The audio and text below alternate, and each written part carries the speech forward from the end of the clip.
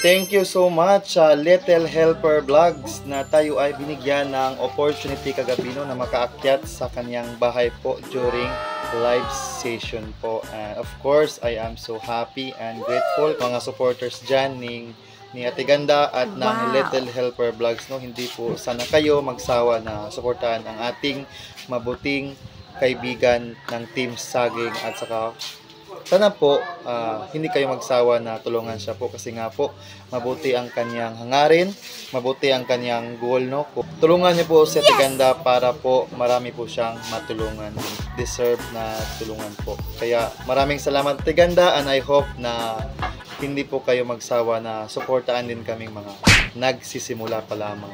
And I am so happy and I am looking forward na for future collaboration po. And thank you so much.